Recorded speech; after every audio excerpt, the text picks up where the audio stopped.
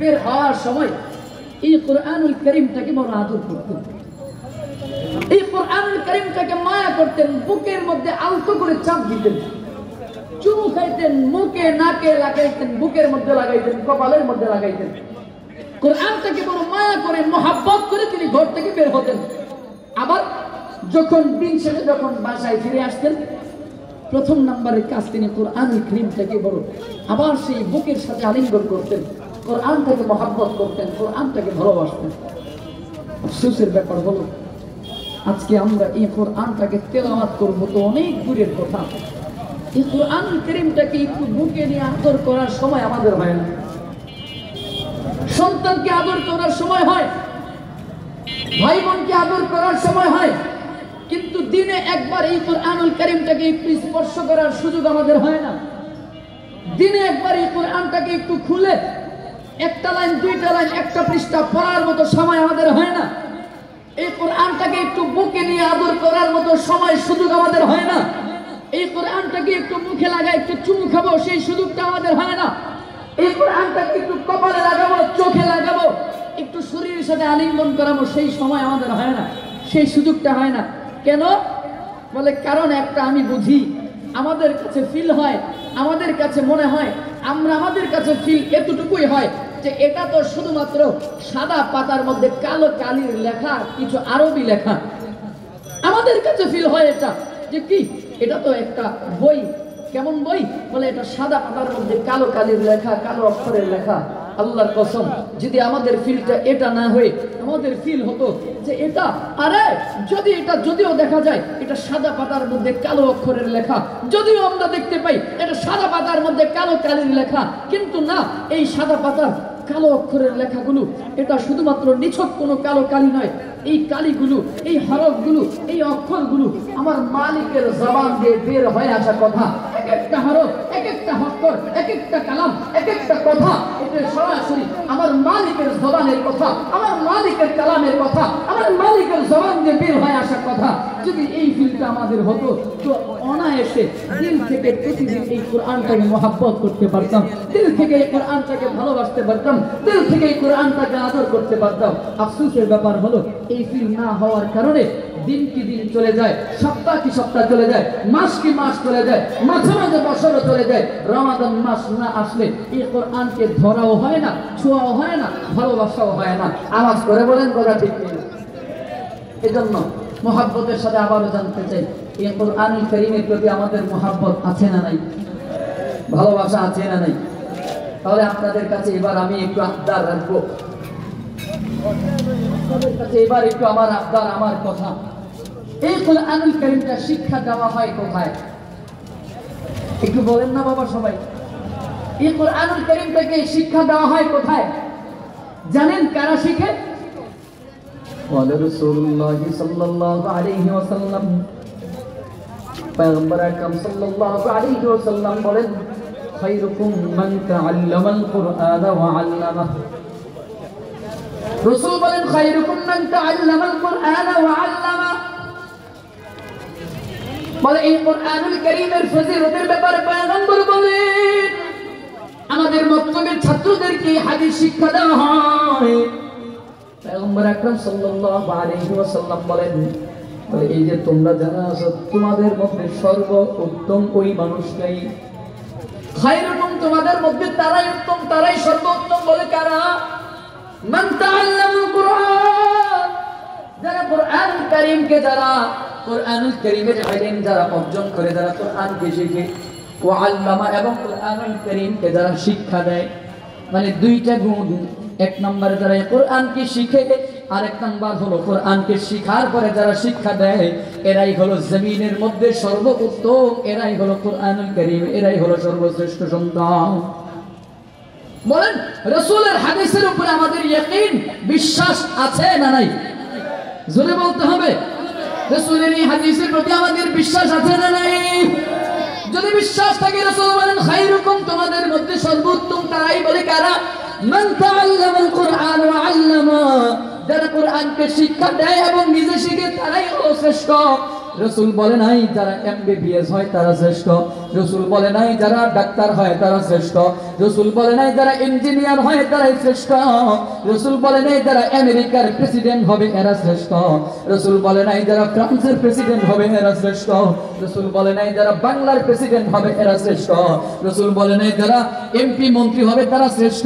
পয়গম্বর বলেছেন খায়রুকুম মান তাআল্লামাল কুরআন ওয়া আল্লামা, বলে তোমাদের মধ্যে তারাই হলো শ্রেষ্ঠ, তারাই হলো দামি, তোমাদের মধ্যে তারাই হলো উত্তম। বলে কারা? মান তাআল্লামাল কুরআন ওয়া আল্লামা, বলে যারা কুরআনুল কারীমের শিক্ষা গ্রহণ করে এবং মানুষকে শিক্ষা দেয়। তাহলে এবার আপনাদের কাছে জানতে চাই, এই মাদ্রাসার মধ্যে যারা কুরআনুল কারীমের ইলম অর্জন করে, যারা কুরআনকে যারা হিফজ সমাপন করে, যারা কুরআনের ইলম শিখে, এরা কি দামি না কম দামি? হতে পারে এরা দরিদ্র। এই মাদ্রাসার মধ্যে অনেক এতিম অসহায় শিশুরাও পড়াশোনা করে। দারুল ইহসান ও লিল্লাহ বোর্ডিং মাদ্রাসা, এটা লিল্লাহ বোর্ডিং মাদ্রাসা। আপনাদের সহযোগিতার এই মাদ্রাসা, আপনাদের দানের উসিলার এই মাদ্রাসা। এই মাদ্রাসার মধ্যে অনেক গরিব দুঃখী অসহায় মানুষগুলো পড়াশোনা করে, বাচ্চাগুলো পড়ে। অনেকের বাবা নাই, আবার অনেকের মা নাই, অনেকের আবার বাবাও নাই, মাও নাই। আবার এমনও কিছু অসহায় আছে যাদের ঘর বাড়ি ভিটা বাড়ি পর্যন্ত নাই। ও বন্ধুরা আমার, এই মানুষগুলো যাদের সম্পদ নাই, যাদের অর্থ নাই, যাদের মা নাই, যাদের বাবা নাই, কিন্তু তারপরেও রাসূলের হাদিস অনুযায়ী যারা কুরআন শিখে এবং শিক্ষা দেয়, আল্লাহর কসম এরাই হলো জমিনের মধ্যে সবচাইতে দামি, এরাই হলো সবচাইতে উত্তম। হাজার কোটি টাকা থাকলেও আল্লাহর আদালতে, আল্লাহর বিচারে এই গরিব দুঃখী পোলাপানদের মতো হাজার কোটি টাকার মালিকের সমান এরা হবে না। ঠিক না? একজনের হাজার কোটি টাকা আছে কিন্তু নিজে কোরআন পড়তে পারে না, কিন্তু কোরআন পড়াইতেও পারে না। আরেকজন একেবারে নিতান্তই দরিদ্র দুর্বল, কিন্তু তার ভিতরে কোরআনের ইলম আছে, কোরআনের আজমত আছে, কোরআনের মুহাব্বত আছে। কোরআনের মুহাব্বত থাকার কারণে, কোরআনের ভালোবাসা থাকার কারণে, কোরআনের প্রতি মুহাব্বত থাকার কারণে এই মানুষটা রাসূল বলেন খায়রুকুম, তোমাদের মধ্যে দামি হয়ে গেল এরা, তোমাদের মধ্যে শ্রেষ্ঠ হয়ে গেছে এরা। আওয়াজ করে বলেন না আল্লাহু আকবার। কষ্ট যদি না হয় আরেকটু সামনে যাব, রাগ করবেন না তো? পয়গম্বর আকরাম সাল্লাল্লাহু আলাইহি ওয়াসাল্লাম বলেন ইকরাউল কুরআন। عن أبي أمامة رضي الله تعالى عنه قال سمعت رسول الله صلى الله عليه وسلم يقول, আবু উমামা বাহিলি রাদিয়াল্লাহু তাআলা আনহু থেকে বর্ণিত হাদিস, মুসলিম শরীফের হাদিস। তিনি বলেন সামিআতু রাসূলুল্লাহ সাল্লাল্লাহু আলাইহি ওয়াসাল্লাম ইয়াকুল, রাসূল বলেন, আমি রাসূলকে বলতে শুনেছি, তিনি বলেন ইকরাউল কুরআন, তোমরা কুরআনুল কারীমের তিলাওয়াত করো, কুরআনকে পড়ো। ফাইন্নাহু ইয়াতি, কেননা এই কুরআনুল কারীম ইয়াতি ইয়াউমাল কিয়ামাহ, ইয়াউমাল কিয়ামাহ, কিয়ামতের ময়দানে এই কুরআনুল কারীমটা তোমাদের জন্য সুপারিশ করবে, শাফাআত করবে, এই কুরআনুল কারীমটা সুপারিশ করবে। এজন্য কুরআনুল কারীমের আজমত লাগবে, মুহাব্বত লাগবে, কুরআনুল কারীমের ভালোবাসা লাগবে। কষ্ট যদি না হয় আরো একটা ওয়াকিয়া আপনাদেরকে শোনাই, রাগ করবেন না তো? ছোট্ট একটা ঘটনা আপনাদেরকে শোনাই কুরআনুল কারীমের মুহাব্বতের। ছোট্ট একটা ঘটনা, ছোট্ট একটা ওয়াকিয়া কিতাবের মধ্যে পাওয়া যায়। একজন আল্লাহর ওলি, নামটা আমার জেহেনের মধ্যে আসতেছে না, নামটা মনে নাই। এক আল্লাহর বান্দা ছিল, জমিনের মধ্যে প্রতিদিন মদ পান করত, মদ্যপান করার জন্য ব্যস্ত থাকতো। এমন কোন দিন নাই মদ পান করে না, মদ পান করার জন্য প্রতিদিন ঘর থেকে বের হয়ে যায়। মদ পান করাই ছিল তার নেশা, মদ পান করাই ছিল তার কর্ম। একদিনের ঘটনা, আল্লাহর বান্দা মদ পান করার জন্য যখন ঘর থেকে বের হয়, মদ পান করার জন্য ঘর থেকে বের হলে কিছু দূর যাওয়ার পরে মা প্রতিদিন সন্তানের জন্য দোয়া করত। এই মদ্যপান করা সন্তান, এই সন্তানের জন্য মা প্রতিদিন দোয়া করত, আল্লাহ আমার সন্তানকে তুমি হেদায়েতের রাস্তা দিয়ে দাও, হেদায়েতের রাস্তায় নিয়ে আসো। ওই যে একটু আগেও বললাম, মার দোয়া বড় দামি একটা সম্পদ, মার দোয়া বড় কাজে লাগে। শুধু পড়াইলেই সন্তান দামি হয় না, সন্তান মানুষ হয় না। দামি স্কুলে, দামি কলেজে, দামি ভার্সিটিতে পড়াইলেই সন্তান মানুষের মতো মানুষ হয় না। মানুষের মতো মানুষ করার জন্য মা বাবা আল্লাহর কাছে দোয়া করতে হয়, দোয়া করে আল্লাহর কাছে চাইতে হয়। মা প্রতিদিন সন্তানের জন্য আল্লাহর কাছে দোয়া করতো, আল্লাহ, চোখের পানি ফালায় ফালায় প্রতিদিন মা আল্লাহর কাছে দোয়া করে করে কান্না করে বলতো, এবার মালিক আমার সন্তানটাকে তুমি হেদায়েতের আলো দেখা দাও, আমার সন্তানকে তুমি হেদায়েতের রাস্তায় নিয়ে আসো। মা প্রতিদিন সন্তানের জন্য নামাজ পড়ে পড়ে কোরআনুল কারীমের তেলাওয়াত করে করে দোয়া করতো। আল্লাহর বান্দা একদিন মদ পান করার জন্য ঘর থেকে যখন বের হয়ে যায়, কিছু দূর যাওয়ার পরে সন্তান নিচের দিকে তাকায় দেখলো একটা কাগজের টুকরা পড়া আছে। আল্লাহর বান্দা এই কাগজের টুকরাটা হাতের মধ্যে উঠে দেখে ওই কাগজের টুকরার মধ্যে লেখা আছে বিসমিল্লাহির রহমানির রহিম। আল্লাহর বান্দা এই কাগজের টুকরাটা হাতের মধ্যে নিয়ে দেখলো যখন আল্লাহর নাম, আল্লাহর বান্দা চিন্তা করলো এই কাগজের মধ্যে আল্লাহর কুরআনুল কারীমের একটা আয়াত লেখা, আর ওই আয়াতের মধ্যে আমার মালিক আসমানের মালিকের নামটা লেখা আছে। আল্লাহর বান্দা চিন্তা করলো আমার মালিকের আয়াতটা জমিনের মধ্যে পড়ে থাকবে, আমার মালিকের কুরআনুল কারীমের আয়াতটা জমিনের মধ্যে পড়ে থাকবে, আমার মাওলার নামটা জমিনের মধ্যে মাটির মধ্যে পড়ে থাকবে, আর দুনিয়ার মানুষগুলো এই কোরআনের আয়াতটাকে আমার আল্লাহর নামটাকে পাড়ায় পাড়ায় যাবে। আল্লাহর বান্দা চিন্তা করলেন আমার আল্লাহর নামটা জমিনের মধ্যে পড়ে থাকবে আর আমার মালিকের নামটা দুনিয়ার মানুষ পাড়াবে, এটা হতে পারে না। আল্লাহর বান্দা এই আয়াতে কারিমা বিসমিল্লাহির রহমানির রহিম লেখাটাকে জমিন থেকে উঠাইয়া আদর করে হাত দিয়ে মুছে বুকের মধ্যে বড় আদর করে লাগায়, মুখের মধ্যে লাগায়, চুমু খায়, বলে কেন? এটা আমার মাওলার নাম, এটা আমার রবের নাম, এটা আমার আল্লাহ তাআলার নামের আয়াত। আল্লাহর বান্দা মুখের মধ্যে লাগায় লাগায় চুমু খায়। আল্লাহর বান্দার দিলের মধ্যে মালিকের একটা মুহাব্বত, কোরআনের আয়াতের একটা মুহাব্বত জাগ্রত হয়। আল্লাহর বান্দা আজকে আর মদের বারের দিকে যায় না, মদের দোকানে যায় না, এই আয়াতে কারিমাটাকে সঙ্গে নিয়ে আল্লাহর বান্দা এবার আস্তে করে বাড়ির দিকে রওনা হয়ে গেছে। মা তাকায় দেখলো সন্তান এই বাড়ির মধ্যে ফিরে আসলো, মদ পান করতে যায় নাই। মা ডাক দিয়ে বলে, রে সন্তান, কি ব্যাপার, আজকে তুমি মদ পান করতে যাও নাই? সন্তান ডাক দিয়ে বলে, রে মা, আমি রাস্তা দিয়ে যাচ্ছিলাম মদ পান করার জন্য, যাইতে যাইতে পথের মধ্যে তাকায় দেখি এই আয়াতে কারীমটা, কোরআনুল কারীমের এই আয়াত আমার মালিকের নামটা জমিনের মধ্যে পড়া আছে। এ মা, আমার দিলের মধ্যে কে যেন ডাইকা ডাইকা বলে, এই শোন, মালিকের নামটা জমিনের মধ্যে পড়ে থাকবে, এটা হয় না, এটা হতে পারে না।